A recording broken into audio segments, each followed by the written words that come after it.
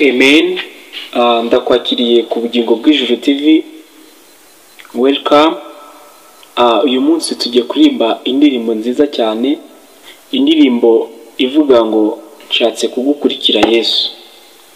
Gerageza dufatanye kuririmba iyi ndirimbo, wumve ko nawe uyiyumvamo. Nimba utayizi, umva amagambo arimo kugira ngo ubashe gukurikira umwami Yesu Kristo kandi wumve ico Yesu agushakaho. Ndazi ko twese turi mu mwuka umwe kandi twumva ko Imana itugira neza. Wowe urumva iyi ndirimbo, Imana iguhe umugisha, igusubirize agaciro wavuze kandi kongerere amahirwe mu byo ukora byose. Amen. Nshatse kugukurikira buri munsi mwami Yesu, mu gihe cy'umunezero ndetse no mu mubabaro, ubwo watubanjirije tuje tugukurikiye, tuzi rwose kuri hafi yo kutugeza mu ijuru, tuzi rwose kuri hafi yo kutugeza mu ijuru.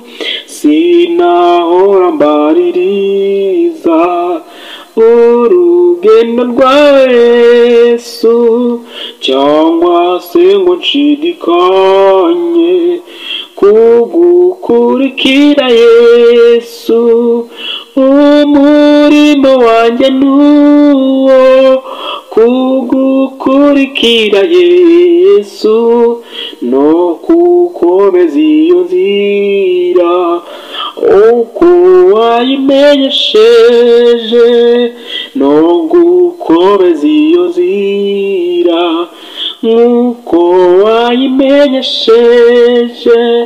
Mu gihe hagize icyaza kikantesha inzira yawe, cyangwa kikandemerera murwo rugero mfite, uzazuca uwo mugozi, uzabumosha umutima, nezezwa no kubohorwa nk'uko ngukorera, nezezwa no kubohorwa nk'abantu kugukorera.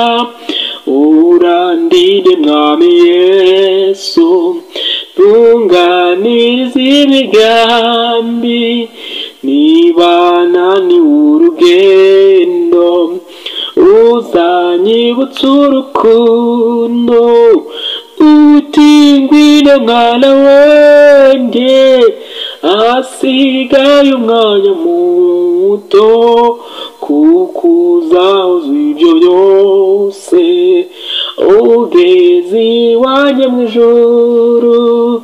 Uti ngwino mwana wanjye, ahasigaye umwanya muto, kuko uzahozwa ibyo byose ugeze iwanjye mu ijuru. Uti ngwino mwana wanjye, ahasigaye umwanya muto, kuko uzahozwa ibyo byose ugeze iwanjye mu ijuru. Amen.